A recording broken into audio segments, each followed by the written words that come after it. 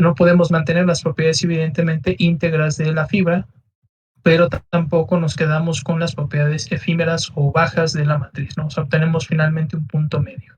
¿Estamos de acuerdo? No obstante, en términos de las deformaciones, pues es evidente que la deformación máxima de ruptura, en este caso del compuesto, va a ser igual a el esfuerzo de excedencia de la matriz, el esfuerzo de ruptura de la deformación de ruptura, disculpen, de la fibra, disculpen, y esto sería igual al esfuerzo de excedencia de la matriz específicamente. ¿Estamos de acuerdo? Eso sería evidentemente la deformación máxima a la que puede estar sometida experimentalmente el esfuerzo.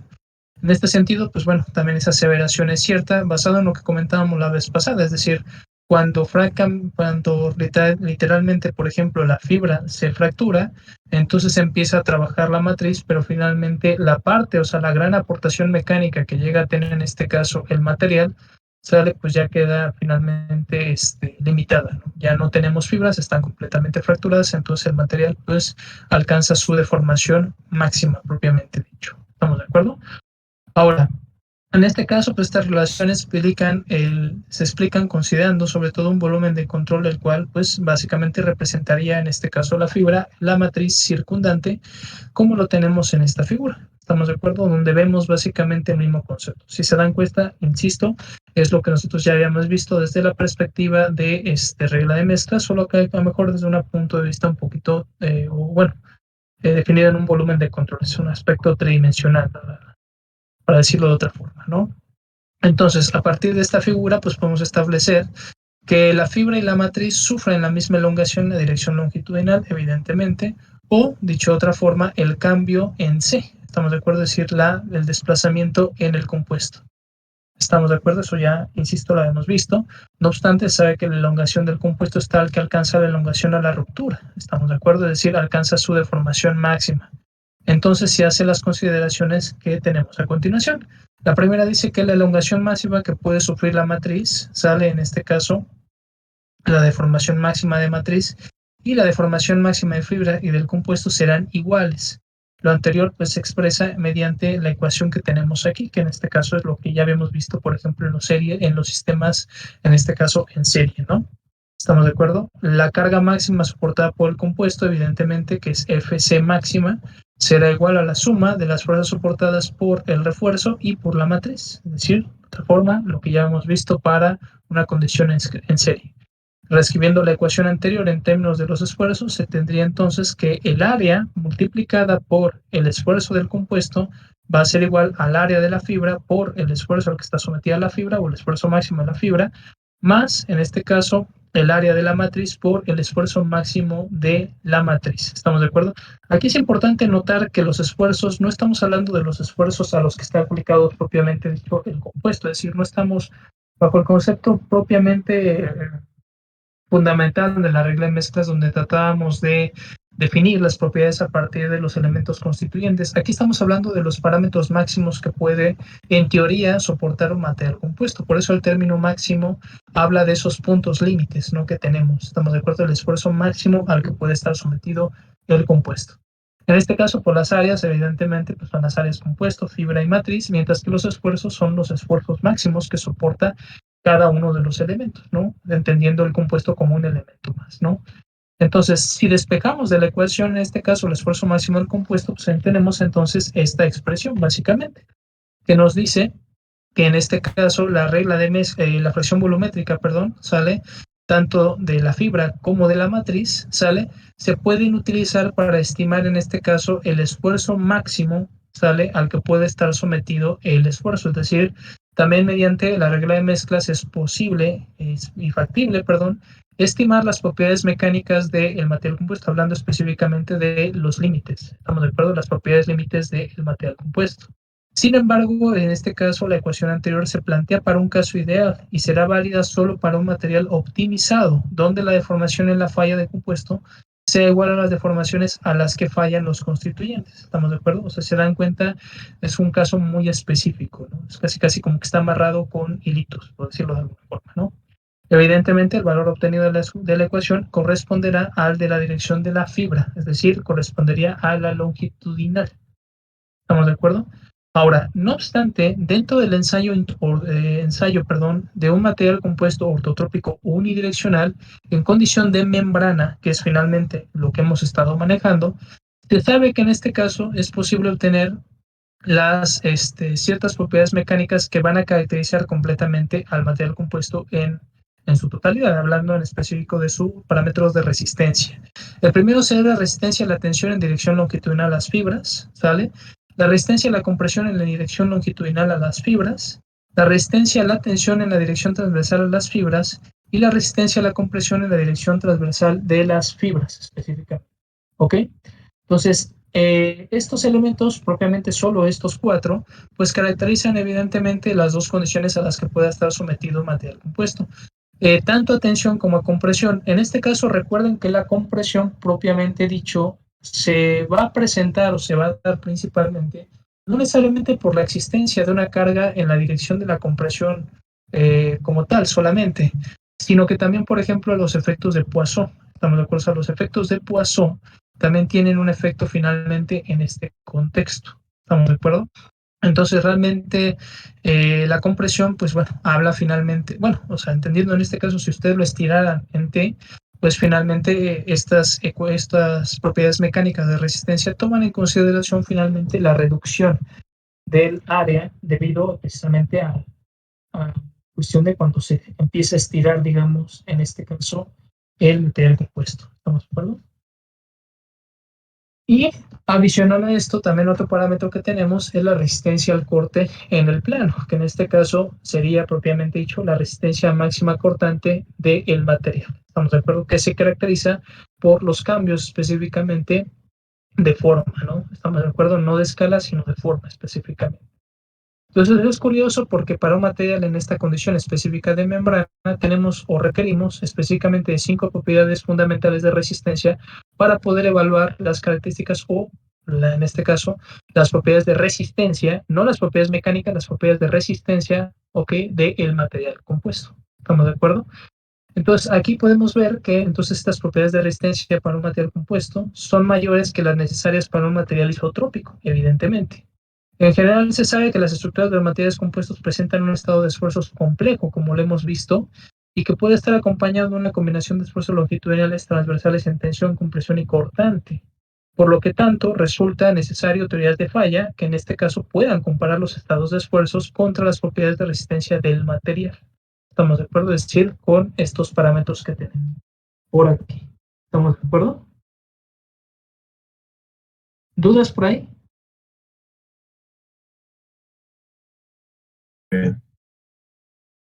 ¿No? ¿Seguros?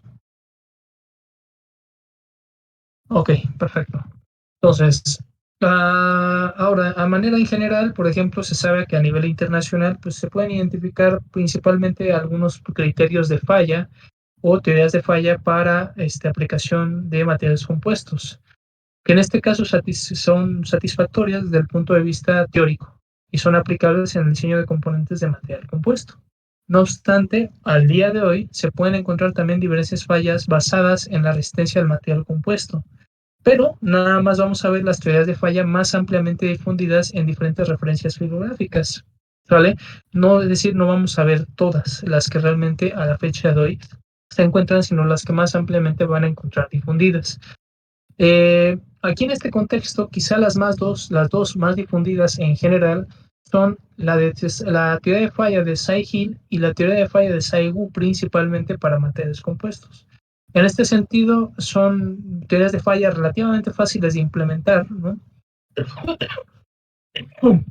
Perdón. Han demostrado tener buenos resultados a nivel de estimar las capacidades de resistencia de los materiales compuestos, y en ese sentido, pues las hacen un medio adecuado o un medio muy eficiente, en este caso, para evaluar de forma rápida pues, las propiedades que puedan tener o las propiedades de resistencia para diferentes materiales compuestos. Una cuestión importante antes de entrar en el tema es que recuerden que estas teorías de falla se aplican a una capa de material compuesto. Dicho de otra forma, dependen de la orientación y de la aplicación de carga. Es decir, si las cargas, por ejemplo, están desfasadas respecto de las fibras, entonces debemos de contemplar la teoría de falla o la teoría de falla solo se aplica a las fuerzas que propiamente son soportadas por esa sola capa ¿Estamos de acuerdo? Y en este caso, en términos de la orientación que pueda tener y también del material, por ejemplo, y de sus fracciones volumétricas, si es que varían, por ejemplo, que pudiera tener. ¿Estamos de acuerdo? No sé si se entiende esa parte, es decir, la teoría de falla se aplica por capas. Dicho de otra forma, si ustedes tienen un laminado, el cual tiene múltiples capas, para cada lámina tienen que aplicar teoría de falla. ¿Estamos de acuerdo? Sí, sí, más o menos se entendió esa parte. Sí, profe. Ok, perfecto. Eh, Hay otras dos variaciones, no las tengo a la mano, también que son de derivaciones de psi. En este sentido, por ejemplo, uno de los todavía vigentes, digamos, en el desarrollo de teoría de materiales compuestos y que ha aportado muchísimo a esta parte, es precisamente psi. O sea, psi, por ejemplo, o sea, no crean que es un criterio de falla así como del renacentismo o algo por el estilo, ¿no? O sea, es un criterio de falla relativamente contemporáneo, ¿estamos de acuerdo? Pues este señor todavía sigue vivo, ¿estamos de acuerdo? Y sigue haciendo investigación de materiales compuestos, sobre todo en términos de la micro y la macromecánica específicamente. Entonces, dentro de sus trabajos, por ejemplo, pues están las dos primeras teorías de falla formalmente aceptadas para aplicación de materiales compuestos en general, son la de Cy-Hill y Cy-Gu, como les comentaba, pero aparte tiene otras dos. Una es Cy-Awis, si no mal recuerdo, es la otra, y me está faltando una, pero sacó otras dos que de hecho en algunos programas de diseño de diseño asistido de elemento finito, más bien, perdón, de CAE, ingeniería asistida por computadora, ya están implementadas. No hay una variación importante en términos de los resultados que haya respecto de Cy-Hill y Cy-Gu. De hecho, nosotros vamos a ver que realmente también entre Cy-Hill y Cy-Gu no hay una variación muy importante. Pero, bueno, finalmente son criterios que buscan de alguna forma ir eh, corrigiendo, digamos, los posibles errores que puedan tener por ahí. Eh, las teorías tanto de Cy-Hill como las de Cy-Gu consideran en este caso las propiedades globales del compuesto, es decir, ustedes se van a las características de resistencia del compuesto completo. Eso no sucede en el caso de Hashin y lo vamos a ver específicamente, ¿sale?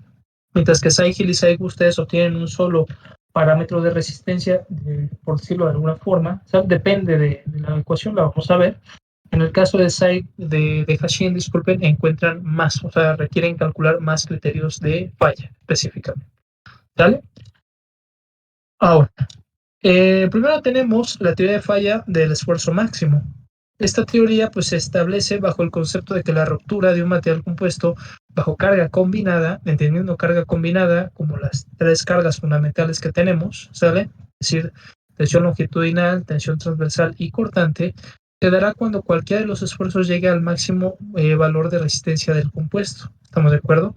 Estableciendo lo anterior en términos de ecuaciones y los valores de resistencia al compuesto, podemos tener las siguientes expresiones.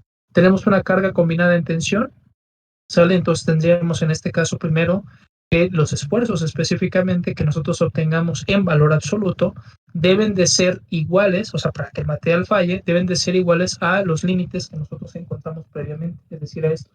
Si en un momento dado ustedes se encuentran que algún esfuerzo en valor absoluto supera a los valores de resistencia, entonces bajo el concepto o el criterio de esfuerzo máximo, en ese momento se considera que la capa no es segura. ¿Estamos de acuerdo? O sea, sus valores tienen que estar de esfuerzo siempre por debajo de estos parámetros. ¿Estamos de acuerdo? Si se dan cuenta, bueno, aparte, perdón, después tenemos la condición de carga combinada en compresión, que básicamente es lo mismo, pero ahora utilizando los parámetros de compresión y el cortante una vez, ¿no? Eh, es importante notar aquí que aquí lo que sucede es que se compara uno a uno. De alguna forma, los parámetros o criterios bueno, el criterio más de falla contempla la comparación uno a uno, en este caso. Es decir, no se considera realmente el efecto combinado o la interacción en este caso que pueda haber entre los esfuerzos longitudinal, transversal y cortante propiamente dicho, sino que se evalúan completamente de forma independiente. Estamos de acuerdo que es una de las grandes desventajas de esto. Como por ejemplo, también es importante, por ejemplo, mencionar que este criterio de falla anteriormente se utilizaba mucho para materiales frágiles, ¿sale? Evidentemente isotrópicos, en condiciones donde los esfuerzos principales son ambos positivos o negativos. O sea, hay una condición muy específica que se debe presentar. No obstante, sabemos que no resulta efectiva para casos de combinación de esfuerzos que generen una componente cortante, y esto se debe a que no consideran la interacción entre ellos, que es lo que comentábamos, ¿no? Por lo tanto, esta teoría no tiende a aplicarse hoy en día para materiales compuestos, aunque fue una de las primeras teorías empleadas. ¿Estamos de acuerdo? En este caso, la envolvente para esta teoría de falla sería la siguiente, que tendríamos en este caso un rectángulo, no necesariamente alineado, porque finalmente dependen de la magnitud o en este caso el valor escalar, digamos, del esfuerzo. Y entonces, pues finalmente no necesariamente, insisto, debe de estar alineado. Lo que sí es que siempre va a mantener una forma, en este caso, de rectángulo forzosamente, caracterizando en este caso, como ya que los dos elementos deben de ser o positivos o negativos, pues tendríamos esta condición específicamente, ¿no? Tanto el esfuerzo longitudinal, tanto en tensión como en compresión, pues básicamente son encontrados o son opuestos básicamente, y después lo mismo sucede con los esfuerzos transversales en tensión y en compresión, lo cual da desde una perspectiva, teniendo como ejes el esfuerzo longitudinal transversal, pues un rectángulo. ¿Estamos de acuerdo? Ahora, después tenemos la teoría de falla de deformación máxima, que el principio de esta teoría de falla es que el material compuesto fallará cuando la deformación en alguno de los ejes principales del material alcance el valor de la deformación de ruptura. ¿Estamos de acuerdo? Ahora cambiamos por los otros parámetros. Entonces, dado eso, entonces, en el caso de los límites de la zona segura, se define en base a los siguientes criterios. Y primero que nada tendríamos que la deformación longitudinal máxima en compresión debe de ser menor que la deformación longitudinal, que es la que ustedes obtienen, y a su vez esta debe de ser menor a la deformación longitudinal máxima en tensión. ¿Estamos de acuerdo? Por lo mismo, aplica para transversal, siendo que la deformación máxima en compresión, transversal en compresión, perdón, debe ser menor que la deformación transversal, y esta a su vez deberá ser menor que la deformación transversal a tensión. Aquí es T mayúscula, no es T minúscula, a tensión máxima. ¿Estamos de acuerdo? Mientras que en el caso del cortante, o la deformación angular, más bien, perdón, la deformación angular, en este caso, LT, ¿sale? No es LY, hay que corregirlo, es LT. En el valor absoluto, que es la que ustedes obtienen, será menor que la deformación angular LT máxima. ¿Estamos de acuerdo? Hasta ahí sí se entendió bien. Sí, recuerden, esto es T mayúscula porque es atención y esto es LT, ¿eh? O sea, no le van a poner LY, ¿ok? Okay. Muy bien. Ahora, retomando las ecuaciones, en este caso de comportamiento elástico para materiales ortotrópicos, ¿vale? Y considerando en este caso la simetría de la matriz S, o sea, esas dos condiciones me refiero, entonces podemos establecer las siguientes relaciones. Y en este caso, por lo tanto, tendríamos que la deformación, que, bueno, en naturaleza negativa, menos el esfuerzo longitudinal en compresión máximo sobre el esfuerzo, sobre el módulo elasticidad longitudinal, siempre deberá ser menor a la resta que existe entre el esfuerzo longitudinal sobre la deformación longitudinal, sobre el módulo de elasticidad longitudinal, menos el esfuerzo transversal sobre el módulo de elasticidad transversal, multiplicado por la relación de Poisson TL, que a su vez será igual, insisto, por principio de simetría, ¿sale? O sea, cuando se dice que es simétrica la ecuación, estos son iguales. ¿Estamos de acuerdo? Okay. Eso mismo sucede, y ya lo hemos explicado, con la matriz de flexibilidad. ¿Estamos de acuerdo? Recuerden nada más que cuando se plantea el objeto de simetría, se dan estas condiciones. ¿Sale? Y esto es igual, insisto, al esfuerzo longitudinal por la deformación longitudinal menos el esfuerzo transversal sobre el módulo de elasticidad longitudinal multiplicado por la relación de Poisson BLT. O sea, básicamente lo que estamos diciendo es que cuando ustedes tienen un principio de simetría, esto es igual a esto. ¿Estamos de acuerdo? Y todo esto menor a el esfuerzo longitudinal máximo en tensión sobre el módulo de elasticidad longitudinal. Lo mismo pasa con el caso inferior, ¿sale? ¿Estamos de acuerdo? Ahora se invierte la condición, ¿sale?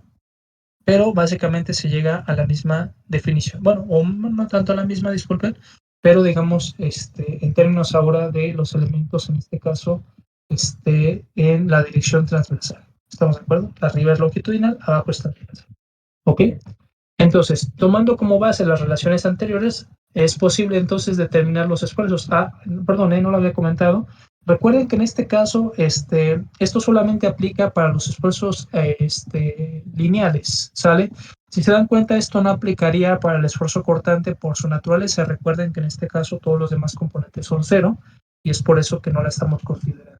¿Estamos de acuerdo?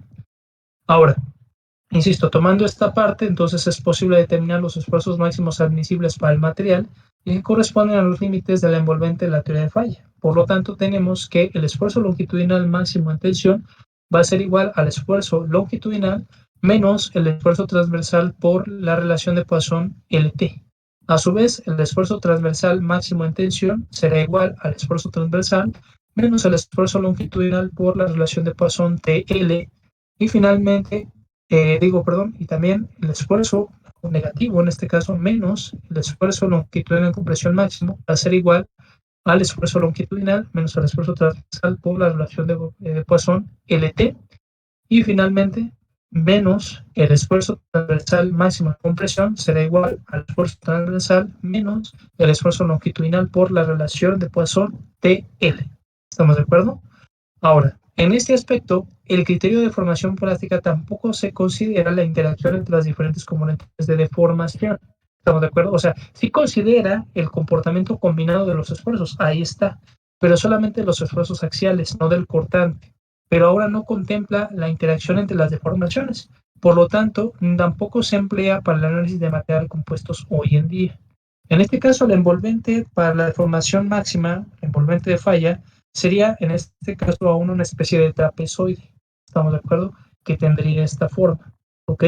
Que finalmente esa variación se debe finalmente a las restas o a las correcciones que se dan debido a las restas, más bien, que estaríamos haciendo para la determinación de cada uno de los elementos. ¿Estamos de acuerdo? ¿Dudas hasta ahí? De momento no. Ok, ahora, después llegamos a la teoría de falla de Saihil. Esta, como les comento, sí es una de las teorías de falla que hoy en día se ocupa para el análisis de materiales compuestos y es una de las más difundidas también en la actualidad. ¿Estamos de acuerdo? En este caso, la teoría de Saihil, por ejemplo, es desde un punto de vista cronológico la primera que se contempla. ¿Estamos de acuerdo? O sea, cronológicamente la primera teoría de falla de materiales compuestos de esta naturaleza fue la de Saihil oficialmente. ¿Estamos de acuerdo? Insisto, de este tipo, ¿sale? Después vino la de Saigu y después vinieron estas dos que les comento todavía. ¿Estamos de acuerdo? No obstante, las cuatro son aceptadas oficialmente, ¿ok? No obstante, no todos los autores llegan a presentar las dos teorías adicionales de Sai, ¿sale? Solamente, o más bien, dicho de otra forma, la mayoría de las referencias bibliográficas, incluso las actuales, siguen presentando solo la teoría de falla de Saihil y la de Saigu principalmente. El por qué no estén incluyendo las otras dos teorías de falla, la verdad es que no lo sé, francamente. En detalle, no sabré yo por qué no le están incluyendo en los libros, porque curiosamente, como les comento, en algunos programas de elemento finito, como Abacus, ya vienen integradas. Entonces, en ese aspecto, pues es por demás extraño porque, bueno, o sea, para que una teoría de falla sea aceptada en un programa, por ejemplo, como Abacus, ¿no? Es que quiere decir que ya pasó por una gran serie de revisiones, ¿estamos de acuerdo? Los modelos que están integrados en los programas de elemento finito son teorías ya ampliamente difundidas, ¿estamos de acuerdo? O sea, modelos ya muy probados y que finalmente se han validado a través de experimentación. O sea, no son modelos que a ustedes les ofrezcan sin haber hecho ya una gran cantidad de pruebas que demuestran que efectivamente el algoritmo sale, o en este caso la modelación del fenómeno, están acorde a los resultados experimentales o al menos están acorde a ciertos resultados experimentales que casi siempre se hacen en condiciones de laboratorio bastante controladas, es decir, se trata de controlar el mayor número de variables para que esas variaciones sean muy pequeñas, ¿no? Es decir, se simplifica mucho, bueno, no tanto que se simplifique, sino que se busque idealizar el estudio para que me entiendan. ¿Estamos de acuerdo? No, eso no es regla, ¿no? Pero en algunos casos que yo he visto, por ejemplo, cómo se validan algunos artículos de validación de elementos finitos, A veces, por ejemplo, algunas personas que hacen artículos de eso estudian un fenómeno tal cual, o sea, así completamente caótico y permiten que todas las variables externas puedan entrar, ¿no? Y obtienen un resultado. Pero después, de alguna forma, cada una de esas variables tratan de controlarlas o al menos tenerlas cuantificadas. Para en este caso irla como restando o de alguna forma ir sabiendo cuál es el efecto que tienen sobre su fenómeno. ¿Estamos de acuerdo? O sea, bueno, si tengo temperaturas que oscilan, bueno, ¿en qué me afecta, no? Tener una variación de temperatura en estos rangos, ¿no? Si tengo humedad, ¿en qué me afecta, no? Si tengo esta otra variable, por ejemplo, ¿no? Que si, por ejemplo, tengo el efecto de la rigidez debido a que la máquina, por ejemplo, se deforma al estar ensayando la probeta, entonces todo ese tipo de factores se van estudiando individualmente y entonces de alguna forma son lo que permiten ir corrigiendo de alguna forma los modelos, porque por ejemplo, los ambientes de elemento finito, por ejemplo, son muy idealizados, eso es una realidad. Tanto así que, por ejemplo, si ustedes quisieran, por ejemplo, conocen el fenómeno de pandeo, ¿no? Por ejemplo, ¿en qué se basa el fenómeno de pandeo principalmente?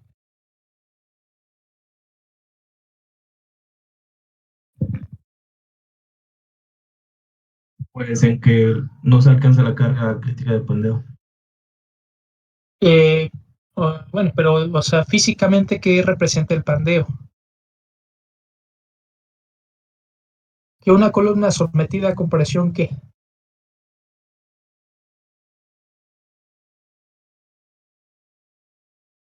No Pues tanto no la sufre condición. una deformación. Es como flexión, pero a estos fenómenos se causa por las cargas a compresión. Ok, pero básicamente entonces el fenómeno de pandeo es un fenómeno de compresión, pero que genera ¿qué? ¿Esfuerzos de qué? ¿De compresión? ¿O da otro resultado? El pandeo, ¿eh?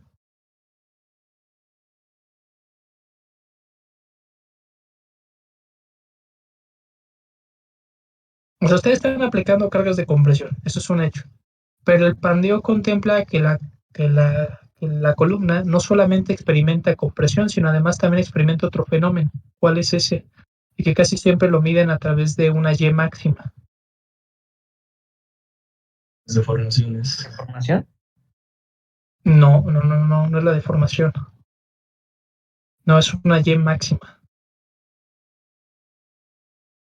La flexión, exactamente. Estamos de acuerdo. O sea, el fenómeno de pandeo contempla básicamente que una columna que está sometida a compresión, que no está sometida a flexión, está sometida a compresión, puede experimentar fenómenos de flexión. Por eso es que se pandea. O sea, el término pandeo contempla que se forma un arco, ¿cierto? En la columna, cosa que en teoría no se debería de dar porque si la columna en teoría está bien asentada, ¿no? Y la compresión es completamente homogénea en las dos caras, pues lo que tendría que hacer el componente es comportarse completamente en compresión, pero no es así, ¿cierto? O sea, en la realidad es que las columnas se pandean ligeramente. ¿Estamos de acuerdo? Ahora la pregunta sería aquí, ¿a qué se debe que las columnas en la realidad puedan experimentar pandeo? O sea, ¿cuáles serían unas justificaciones de que eso suceda? Porque teóricamente debería de mantenerse solo la compresión, no debería de pandearse, pero no obstante se pandea. ¿Estamos de acuerdo? ¿Por qué?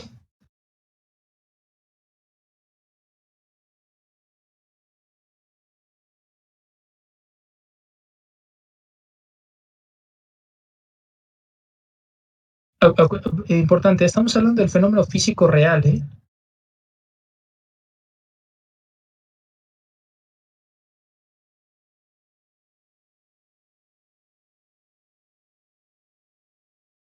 ¿Por qué creen que se pandeen, compañeros? ¿Por cómo se aplica la carga? Pero si la carga es completamente en compresión, entonces, ¿qué debería haber en la carga? ¿Cuáles serían las variaciones que existan en la carga? Que la carga no esté ¿qué?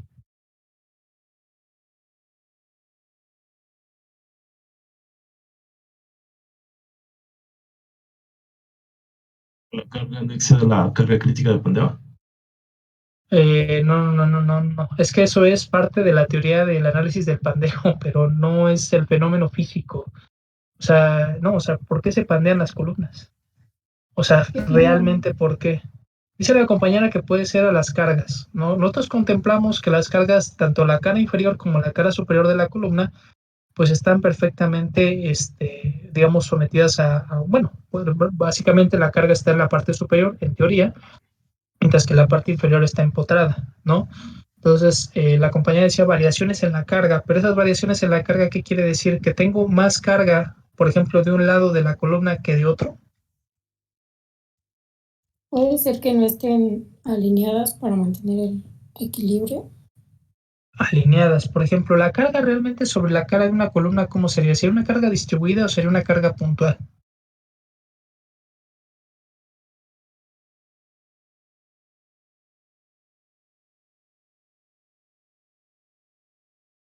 Distribuida. Distribuida, ¿no? O sea, quiere decir que tendríamos algo así. ¿Estamos de acuerdo? La compañera mencionaba que a lo mejor esto era porque la distribución de la carga no era homogénea. Por ejemplo, una justificación podría ser que realmente no se está presentando este perfil, sino realmente lo que ustedes tienen es esto, ¿cierto? Sí vieron eso de los perfiles incrementales de carga distribuida, ¿no? ¿Cierto? Casi siempre lo veían con cargas triangulares, ¿no? Que decían. Sí, Sí, más o menos, ¿no? Bueno, esa puede ser una razón, efectivamente, ¿no? A veces las cargas están desbalanceadas, ¿no? Y en este caso, pues generan más carga de un lado que de otro. Entonces, eso quiere decir que se pandea la columna. Esa es una. Y la otra, hay otra también muy importante en las columnas. Por ejemplo, hay dos tipos de columnas. Hay unas columnas que son cónicas y hay unas columnas que son rectas. ¿Estamos de acuerdo? Y curiosamente, las rectas tienden a pandearse más que las cónicas. ¿Por qué creen que se deba a eso?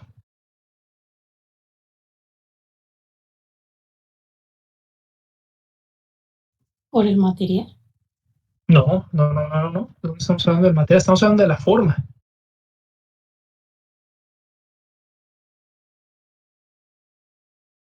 O sea, las cónicas tienden a tener menos tendencia a pandearse que una recta. Por eso es que las pirámides de Teotihuacán y todas estas nunca se van a pandear. También es por la distribución de la carga. Bueno, porque siendo la... No. Bueno, lo de la distribución de la carga es una, pero aparte la forma también, también influye, ¿no? Es lo que estamos comentando, ¿no? No tanto porque, o sea, aquí, por ejemplo, nosotros podemos partir que las dos columnas, tanto una cónica como una recta, pues tienen la misma área circular, por ejemplo, si quieren, en la parte superior. Realmente no había una variación en eso, solamente la forma. Estamos de acuerdo, una es cónica y la otra es recta. ¿Qué cambia? Cambia la forma. Y si cambia la forma, ¿qué cambia?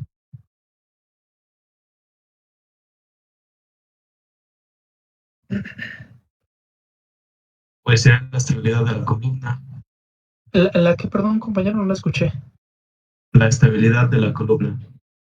Pero ¿eso a qué se debe?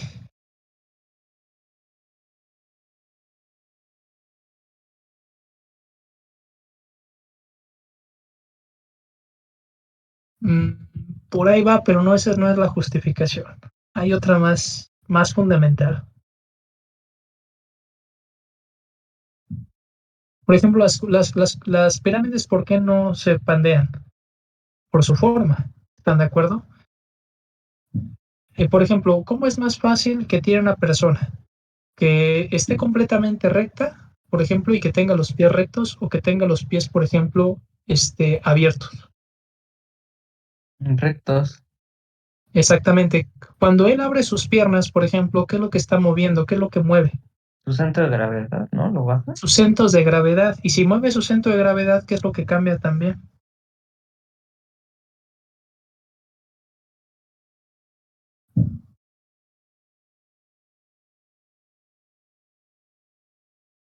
Cambia el centro de gravedad. ¿Qué cambia también con el centro de gravedad? Su estabilidad. ¿Pero qué caracteriza la estabilidad? Cambia el momento de inercia. ¿Estamos de acuerdo? Esos son los dos elementos fundamentales de una columna y que tienen que ver precisamente con el fenómeno del pandeo. ¿Estamos de acuerdo? En la realidad. ¿Estamos de acuerdo? Ahora, Otro aspecto también importante que finalmente no tiene que ver tanto con una cuestión teórica porque no se puede evaluar matemáticamente tan fácil es, y lo mencionaba el compañero fuera de las secciones transversales, va cambiando la sección transversal. Eso es cierto. Si nosotros analizamos unas columnas, por ejemplo, la sección transversal nunca se mantiene constante a lo largo de la longitud. Es muy difícil, finalmente por cuestiones de fabricación, muy complicado que una pieza o un componente mantenga o sea exactamente igual a lo largo de toda su sección transversal. Ahora, ¿por qué tardar toda esta explicación? Si ustedes hacen un estudio de compresión en una columna en ANSYS, o sea, decir, agarran, ponen su columna, ¿sale? La fijan en la parte inferior y luego le aplican una carga distribuida o puntual, distribuida después a través de múltiples puntos de contacto sobre la cara superior, no van a pandearla, ¿sale? O sea, pueden hacerla lo más largo que ustedes quieran, ¿eh? Pueden hacerla, incluso pueden duplicar la longitud, nunca se va a pandear en el programa, ¿estamos de acuerdo? Nunca se va a pandear, ¿eh?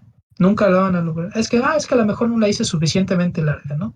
Pero una vez esa respuesta me la dieron, ¿eh? Es que no la hice tan larga, la voy a hacer más larga. A ver, hazla más larga. ¿Qué varió? Nada, no cambia nada. ¿Estamos de acuerdo? ¿Por qué? Porque acuérdense que los programas son idealizados. Como la columna en este caso ustedes la están haciendo por extrusión, en teoría la sección transversal se mantiene ¿qué?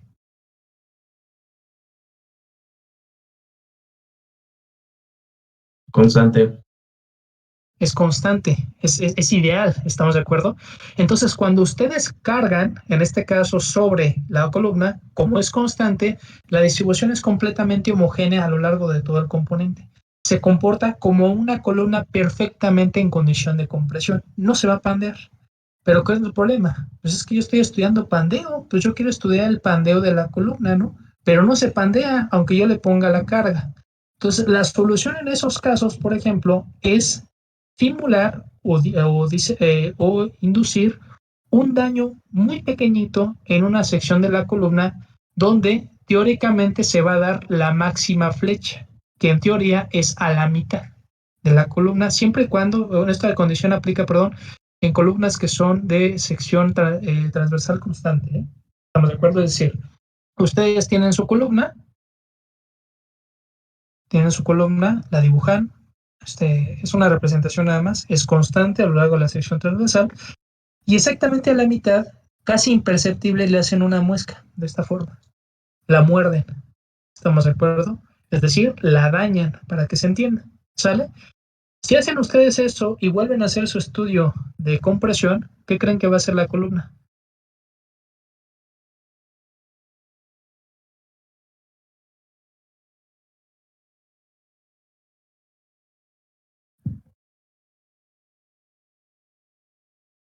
¿Qué es lo que hice con la sección transversal? De lo que dijo, por favor, no escuché muy bien, se me cortó el internet. Ok, lo que les comento es, por ejemplo, ustedes tienen esto en elemento finito, ya la empotraron de abajo, está aquí empotrada y aquí arriba le aplican una carga, ¿sale? Y ahora ustedes colocaron esta muesca, ¿qué es lo que haría la columna? ¿Se seguiría ustedes creen comportando completamente en compresión o cambiaría el fenómeno?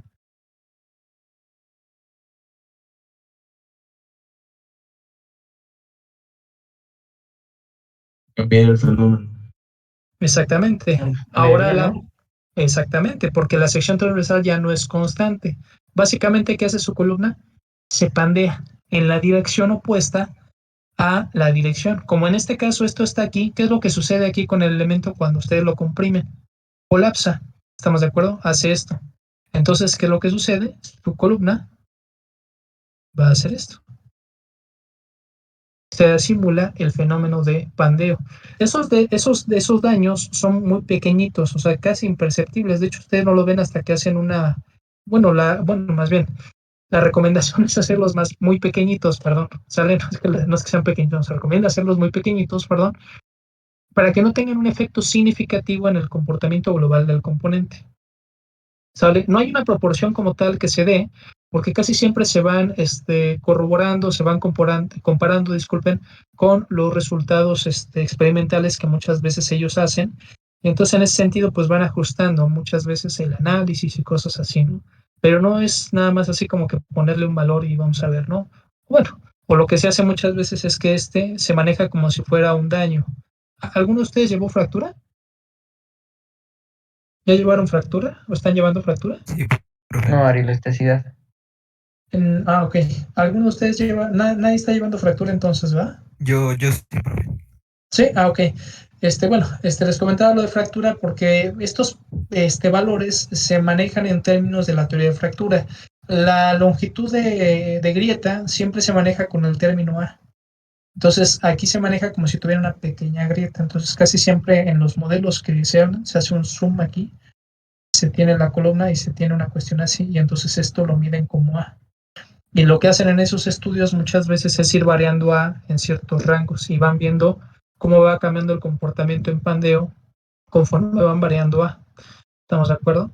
Y eso, bueno, cuando sacan esos resultados, después los comparan experimentalmente y sacan más o menos una relación, bueno, no tanto una relación, sino que más o menos determinan, bueno, de acuerdo con esto y resultados experimentales, más o menos el que correspondería a los resultados experimentales que estamos obteniendo es cuando A, por ejemplo, valga igual a, no sé, se me ocurre 2 milímetros.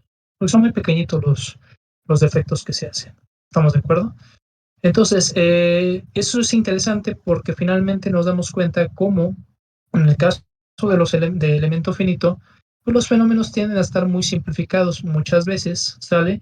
Y a veces no necesariamente, pues, representan de forma inmediata el fenómeno como ustedes lo quieran, sino que a veces hay que tener constancia de esa idealización que se hace en los programas de elemento finito. ¿Estamos de acuerdo? Lo mismo finalmente pues se aplica en términos muchas veces de materiales compuestos, ¿sale? Y por eso digo, o sea, si bien por ejemplo los programas tienen esas condiciones, pues para que una teoría de falla como SAI, por ejemplo, y SAI, bueno, SAIGU y SAIGIL están, pero las otras dos que les digo que los varios autores no presentan, para que estén dentro de algunos de esos programas de elemento finito, finalmente pues quiere decir que hay un estudio, digamos, una justificación teórico-práctica fuerte que sustentan esos principios. De hecho, esto, por ejemplo, en Abacus, por ejemplo, te dicen, si usted quiere simular pandeo, tiene que hacer esto. No sé si te lo dicen textualmente en el, ¿cómo se llama este? Pues el manual de usuario, básicamente, ¿no? Que muchas veces viene con el programa, ¿no? Que de hecho pueden acceder también por él, por internet. ¿Sale? Ok. Ahora, ya explicada esa parte, entonces vamos a abordar ahora la teoría de falla de Cy-Hill. Oiga, profe, ¿Sale? antes bueno, de seguir. Entonces, ¿se podría decir que las dos teorías más actuales de SAI son mejores que estas dos? O bueno, más eficientes o... Pues lo que pasa es que si, bueno, yo he hecho análisis con las dos y no hay una variación importante, ¿eh? O sea, respecto a los resultados de Saigu, o sea, no vas a notar una variación importante, ¿sale? Entonces, en términos generales, ¿cómo se llama? Pues realmente, eh, o sea, podría decirse que son muy marcados a lo mejor los casos, porque, por ejemplo, de Sai Awis, si no mal recuerdo, déjame revisar, creo que Sai Awis, por ejemplo, esa da un poquito mayor, o sea, protege más, más bien protege menos el material compuesto.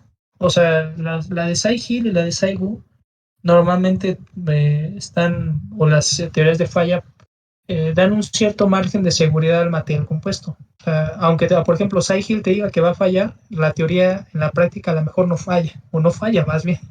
No sé si más o menos se entiende esa parte. Ujú, sí. Sí. Ay, permítame.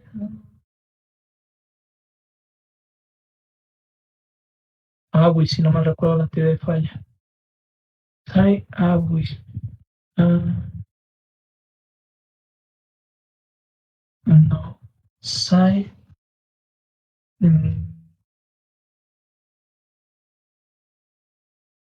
Criteria. Sí, me parece, es que no me acuerdo del otro autor. Es que si le ponen nada más Sci Criteria, te sale la de Sci Who y la de Sci Hill, pero esta, la nueva, no me sale. Mm,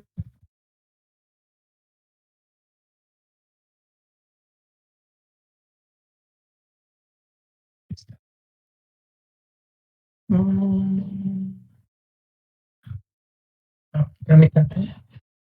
Profe. Déjame ver si me sale nada más. Millón.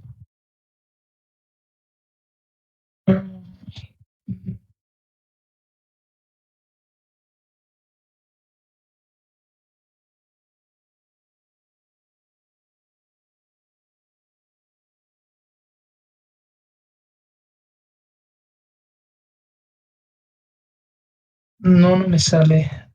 Déjenla busco y ya les digo cómo se llama el autor. Es que no me acuerdo cómo se llama esta otra operación, ¿no? Pero bueno, respondiendo a la pregunta del compañero, perdón, normalmente las teorías más nuevas que ha sacado SAI incorporan más elementos y básicamente aprovechan más el material compuesto.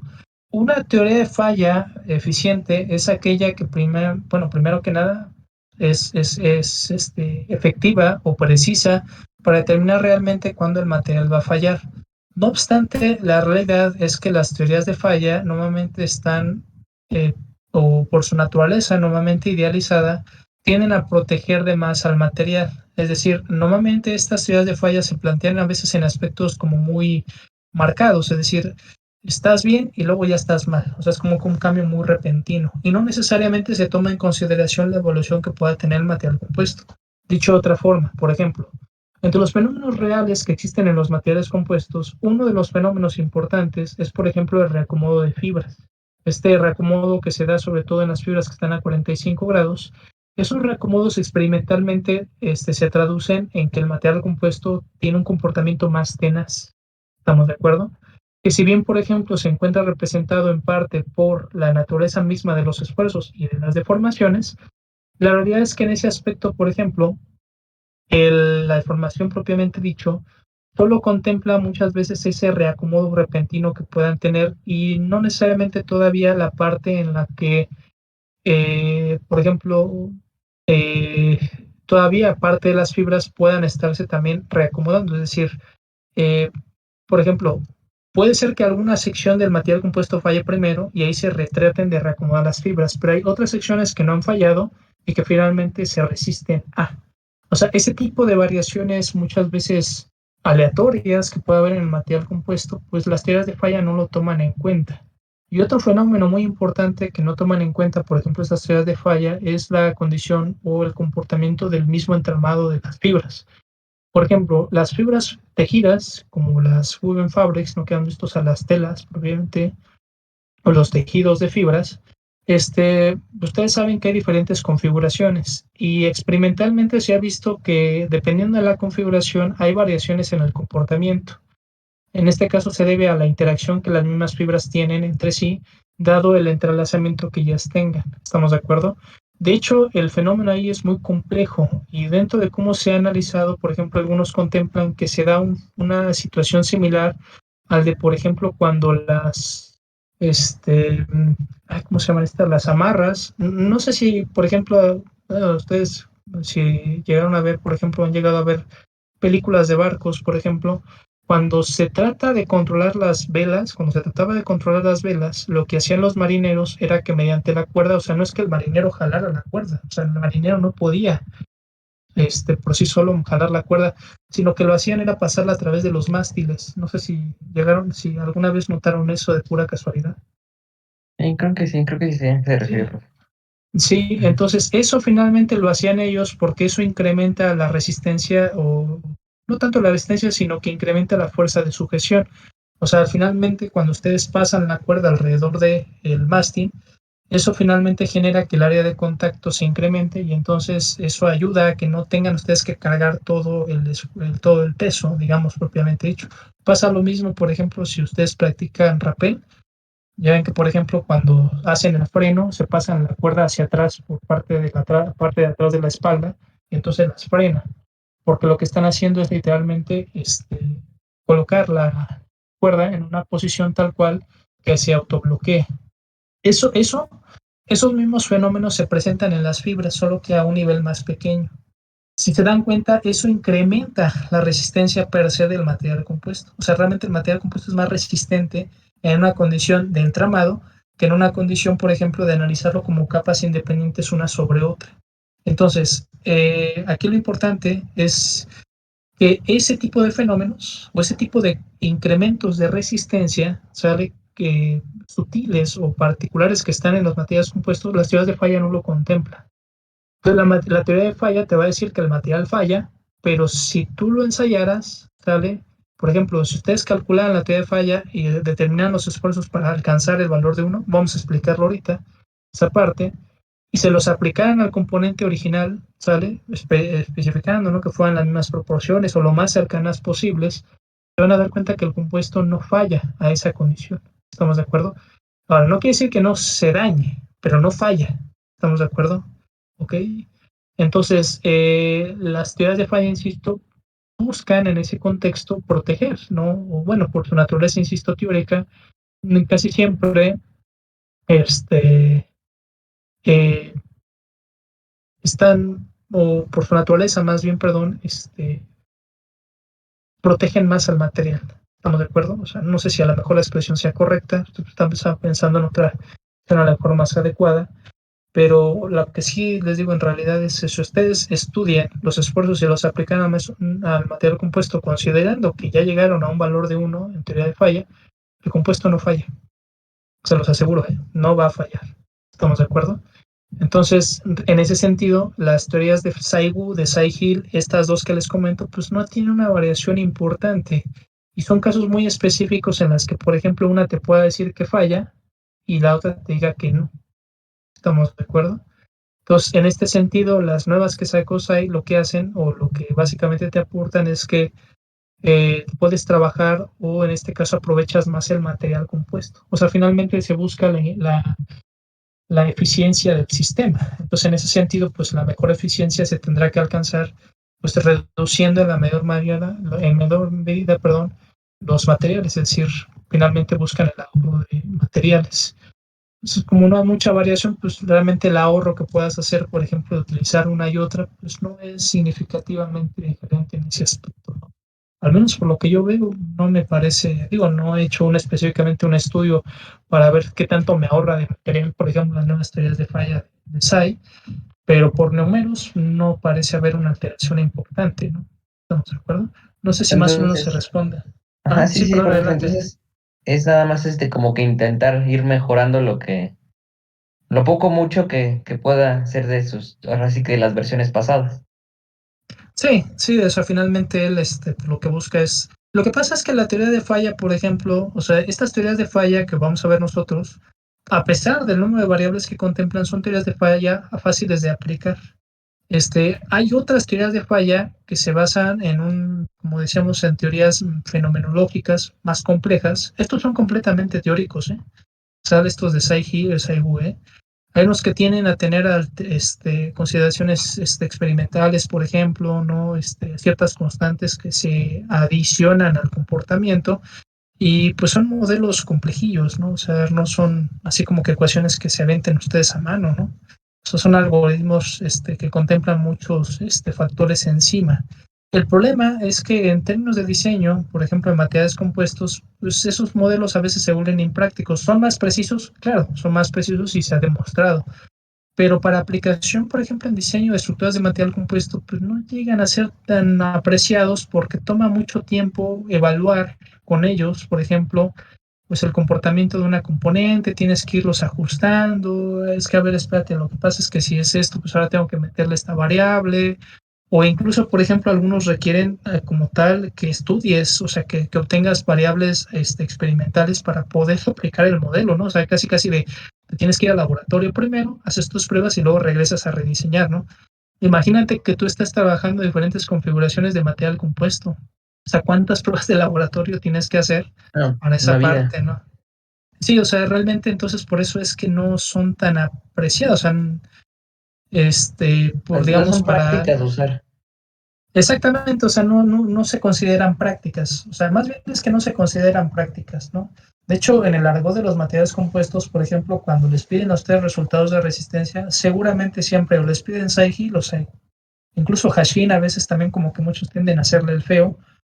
No sé por qué, la verdad, porque realmente Hashin sí es un poquito más precisa que Seihil y Saigu, pero pues bueno, así como que no decirlo, como que en el colectivo, ¿no? En el colectivo de la gente que se estudia o se dedica muchas veces a materiales compuestos, esa parte se ha ido aceptando un poquito más, al menos en términos me refiero de diseño, porque también materiales compuestos, al menos en su cuestión de aplicación práctica, al menos aquí en México, por ejemplo, todavía estamos como muy verdes en esa parte de entender realmente el comportamiento de materiales compuestos.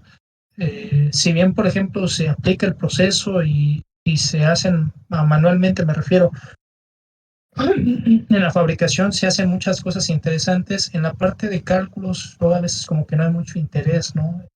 O incluso entender muchas veces la profundidad de cómo obtener ciertas variables, por ejemplo, ¿no?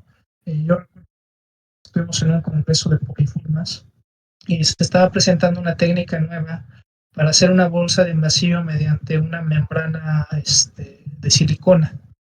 Hagan de cuenta que ustedes tienen su molde, puede ser un molde muy complejo, incluso, o sea, relativamente compleja.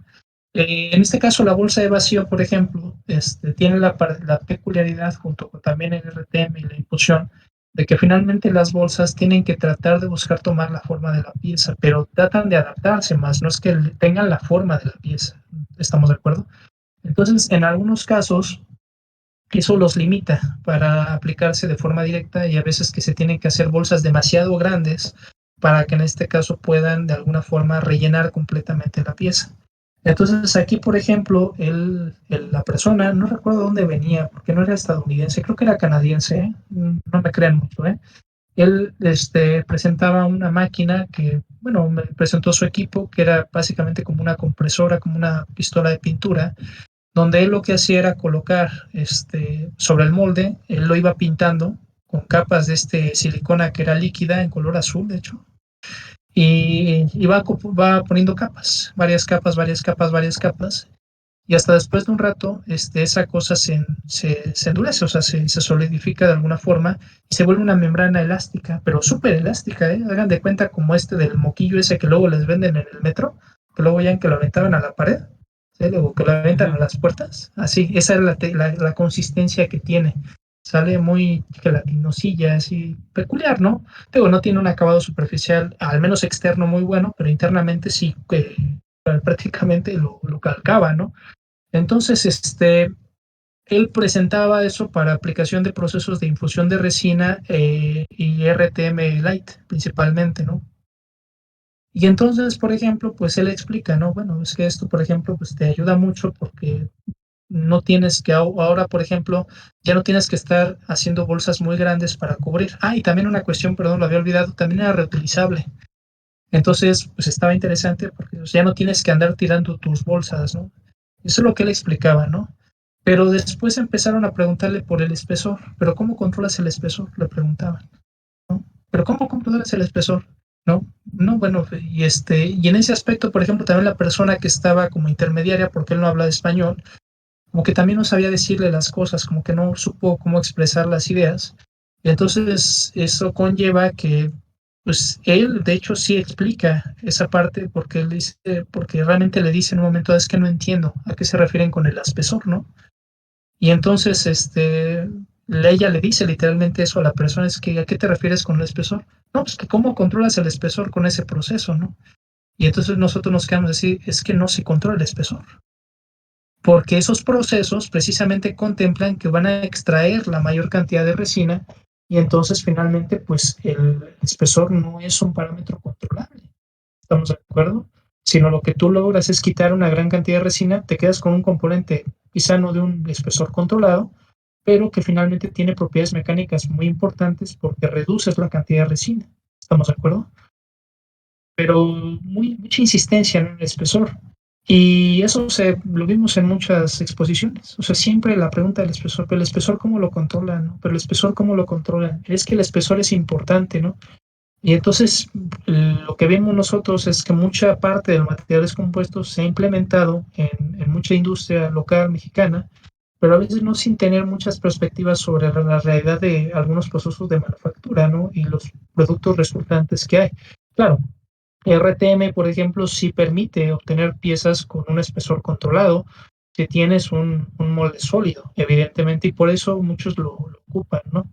Pero en moldeo a mano, bolsa de vacío, por ejemplo, y fusión de resina, que son los procesos que más se utilizan en la industria aeronáutica para producir elementos estructurales, pues realmente no se preocupan tanto por el espesor, o sea, porque a ellos lo que les interesa es realmente que el componente tenga las propiedades mecánicas óptimas. ¿Estamos de acuerdo? Y entonces en ese sentido, pues es, digamos, donde se cumple finalmente la función, ¿no? Pero insisto, como una parte, ese aspecto como que, digo, al menos en esa parte industrial, como que no hay mucha conciliación o conocimiento del comportamiento real de materiales compuestos, ¿no?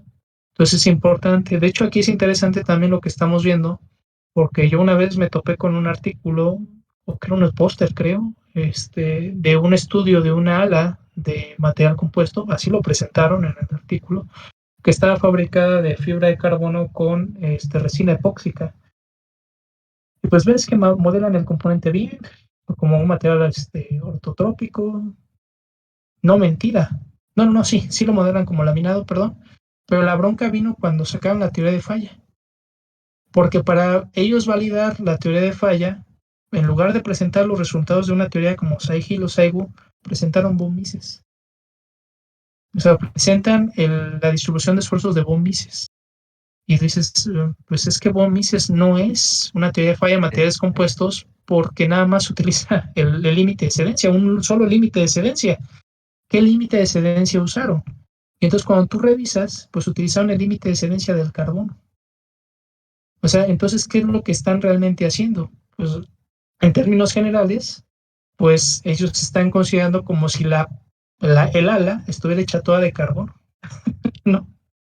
Y entonces, pues, eso no es correcto. O sea, teóricamente eso está mal, porque no puedes aplicar ni von Mises ni Tresca sale A en estos contextos, ¿no? Incluso si se dan cuenta, la de deformación máxima y la de esfuerzo máximo están así como que medio agarradillas, ¿no? Porque comparan uno a uno, ¿no? Pero han demostrado también ser muy ineficientes en ese aspecto para aplicaciones de diseño de materiales compuestos realmente, ¿no? ¿Sale?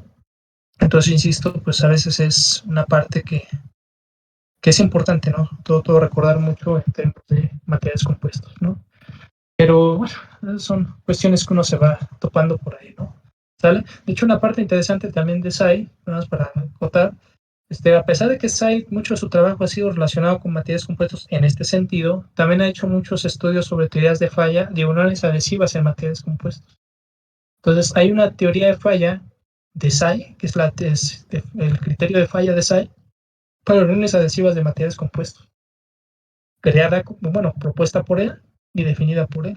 Entonces, este señor sí está pesadón, o sea, al menos yo no lo he conocido. Es de lo Con el fuerte en la materia. ¿Eh? Es de lo fuerte, se podría decir.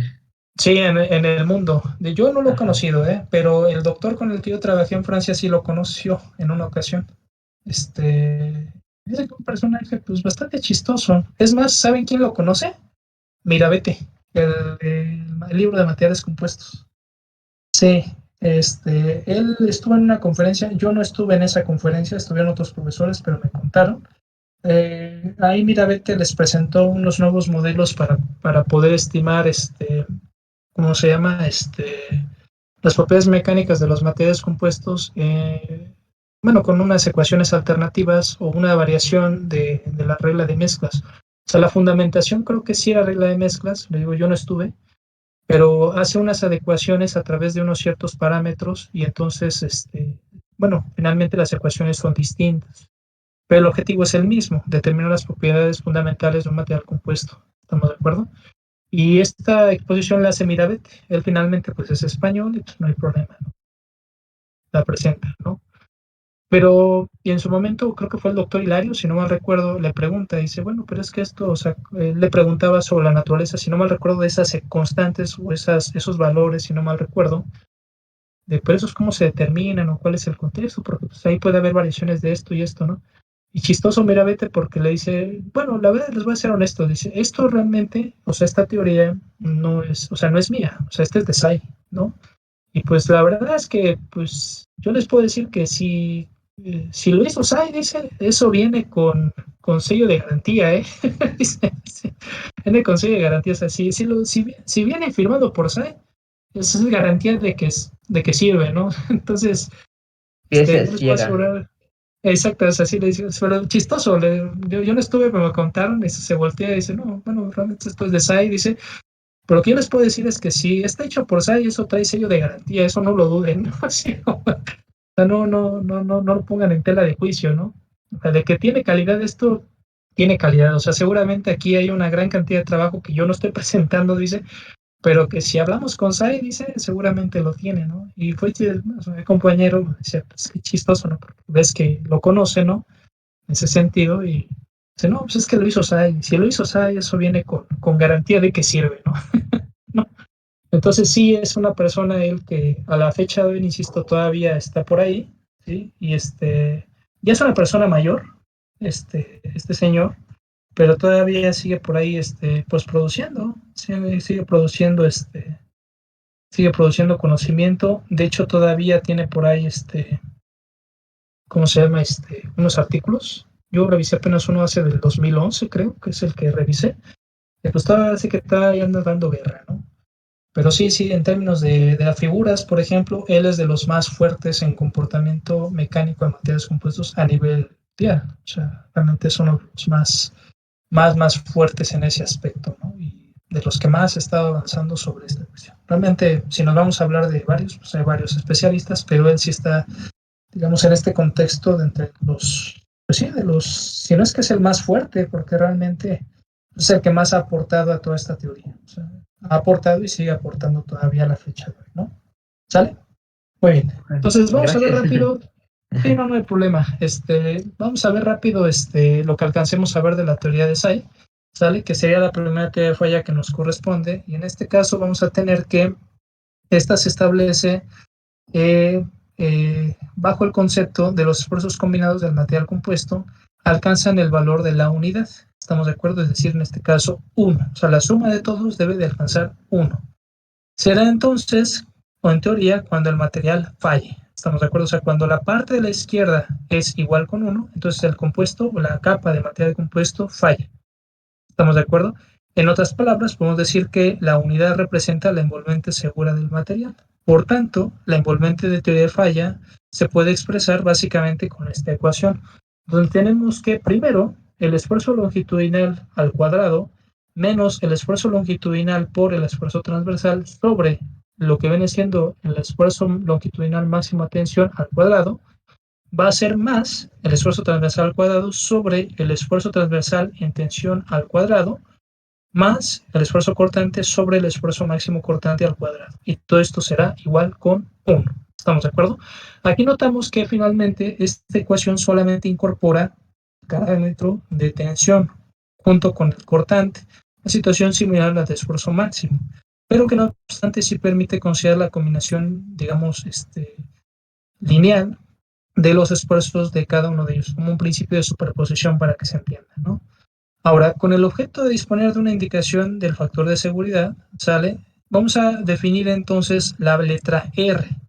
En este contexto se sabe que entonces R sería R por el esfuerzo, ¿sale? Específicamente, por lo que si sustituimos esta condición ahora aplicada a la teoría de falla de Sai-Hill, tendríamos ahora esta configuración, ¿sale? Donde ahora tenemos la componente de R, en este caso los elementos al cuadrado, porque recuerden que se multiplica por cualquier esfuerzo que ustedes tengan, tanto esfuerzo longitudinal, transversal y cortante. Por lo tanto, la ecuación ahora quedaría expresada en términos de esta nueva forma. ¿Estamos de acuerdo?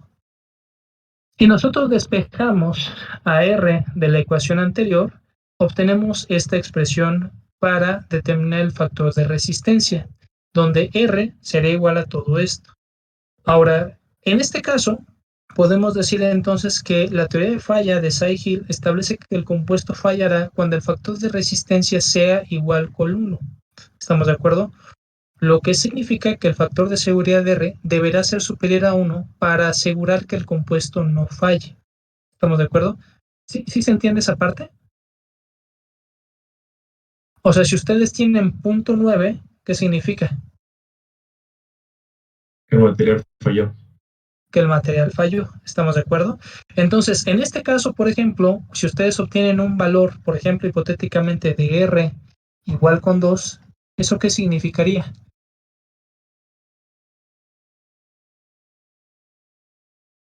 Que es seguro. Bueno, pero más allá de eso, si en este caso R relaciona los esfuerzos que ustedes están aplicando con los parámetros de resistencia, en teoría, si ustedes tienen un R igual con 2, ¿eso qué quiere decir? Que la estructura puede aguantar el doble del esfuerzo real que le están aplicando. No sé si más o menos se entiende. Sí. Sí, más o menos se entiende ese concepto. Es decir, el R igual con 2 representaría que todavía puede soportar el doble, o sea, está sobrado por el doble el material. ¿Estamos de acuerdo? O sea, está sobrado al doble su diseño. ¿Estamos de acuerdo? Esto es especialmente importante porque ustedes van a ver que en el caso de materiales compuestos, los factores de seguridad normalmente, por recomendación, deben de estar oscilando entre 1.2 a 1.5 aproximadamente, no solo en la teoría de falla de Saihill, sino también en la de Saigu. ¿Estamos de acuerdo? Tanto en cualquier condición que se considere. ¿Estamos de acuerdo? Esto con el objetivo de tener un ahorro de material, digamos, importante, pero también sin la posibilidad de comprometer estructuralmente a la pieza. ¿Estamos de acuerdo? Es un factor de seguridad de 2.5, ya así como que este, así como que te estás pasando, ¿no? O sea, ya, a lo mejor sí te convendría rediseñar para ahorrarte un poquito más de material, ¿no? ¿Estamos de acuerdo? Entonces, por otro lado, para el estado de esfuerzos de compresión, porque si nos damos cuenta, esto solamente es aplicado al estado de esfuerzos en tensión, pero no estamos considerando el efecto de compresión. Por lo tanto, podemos reformular esta ecuación, pero ahora solamente en términos de los elementos en compresión, como, y en este caso obtendríamos la ecuación de la parte inferior. ¿Estamos de acuerdo? Dicho de otra forma, Saihill les da dos criterios de falla: el criterio de falla en tensión de Saihill y el criterio de falla en compresión de Saihill. En este caso, externados o expresados, insisto, por estos dos factores de seguridad específicamente. ¿Ok? En teoría, para que el compuesto sea seguro, tiene que pasar los dos, tanto el de tensión como el de compresión. ¿Estamos de acuerdo? Sí, profe. Ok, ahora, puntos importantes de estas ecuaciones: la naturaleza de los esfuerzos. Noten que los esfuerzos, tanto de las características de resistencia como los esfuerzos mismos de los que está sometida el material compuesto en teoría, están definidos en el sistema LT. Es decir, ya que las propiedades del compuesto, tanto las mecánicas como las de resistencia, siempre están definidas en el sistema de ejes local de cada una de las capas, entonces para poder aplicar teoría de falla, ustedes forzosamente deberán, en el caso de que sea necesario, evaluar los esfuerzos a partir de las cargas remotas, por ejemplo, que hemos visto que casi siempre están desfasadas respecto de las fibras, en este caso en un sistema de ejes global llamado XY. Entonces ustedes están obligados en ese sentido a transformar los esfuerzos, ¿estamos de acuerdo?, a los que está sometido el material compuesto hacia los esfuerzos en LT. Y es a partir de esos esfuerzos y los parámetros de resistencia que pueden ustedes estimar la seguridad del material compuesto. ¿Estamos de acuerdo? Ahora, ¿por qué se hace normalmente así? Porque desde un punto de vista experimental, lo que ustedes obtendrían desde la información de, digamos, experimental de una prueba de tensión o una prueba experimental de un material compuesto, realmente son las deformaciones. ¿Estamos de acuerdo? O sea, ustedes agarran, ponen sus galgas extensométricas y lo que podrían obtener son las microdeformaciones del material para cada una de las condiciones. Dicho de otra forma, no solo experimentalmente, sino visualmente, lo que ustedes determinarían o podrían determinar más fácilmente son las deformaciones a las que está sometido el componente. ¿Estamos de acuerdo? Y entonces, a partir de esas deformaciones y la teoría que conocemos de materiales compuestos, ustedes pueden estimar los esfuerzos. ¿Estamos de acuerdo? No sé, más o menos se entendió esta parte.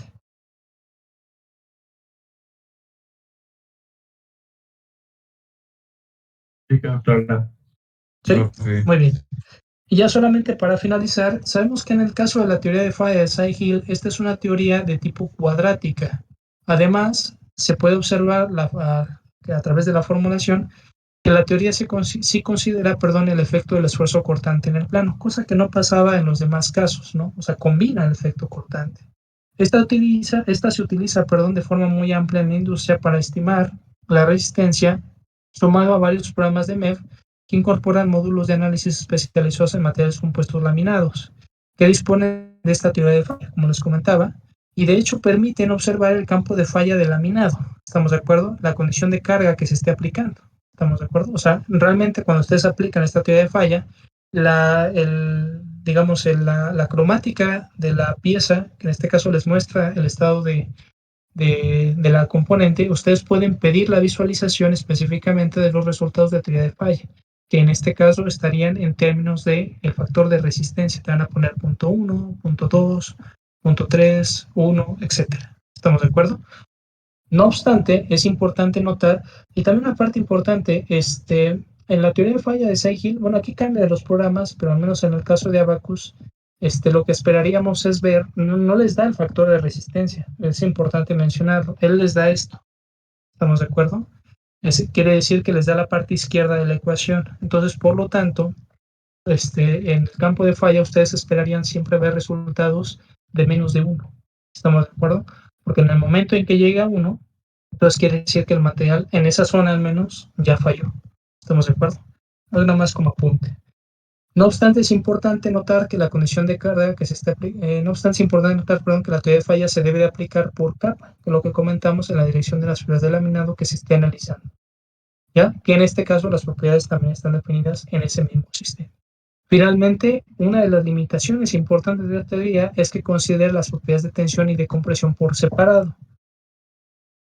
No obstante, la envolvente de falla de la teoría de Cy-Hill sería, en este caso, que sería básicamente un círculo, realmente circular, pero bueno, casi como una especie de óvalo en este caso, cuyos puntos máximos estarían teóricamente ubicados, entre comillas, en los límites del eje L, el esfuerzo L o longitudinal y el esfuerzo transversal. ¿Estamos de acuerdo? O siempre mantiene esa forma redondita. ¿Estamos de acuerdo? ¿Dudas? No. ¿No? Muy bien. Lo dejamos hasta aquí, compañeros. Continuamos el próximo lunes ya nada más para terminar de ver las dos últimas teorías de falla. ¿Sale? Hacemos un pequeño ejercicio, ¿sale? Y y ya vemos, si nos da tiempo, empezamos a ver la parte de estratificados para el tercer departamento. ¿Sale? Está bien, Ok. profe. Bien, compañeros. Bueno, entonces lo dejamos hasta aquí. Les deseo excelente fin de semana, y nos vemos. Igualmente, profe. Igualmente, profe, cuídense mucho. Hasta luego.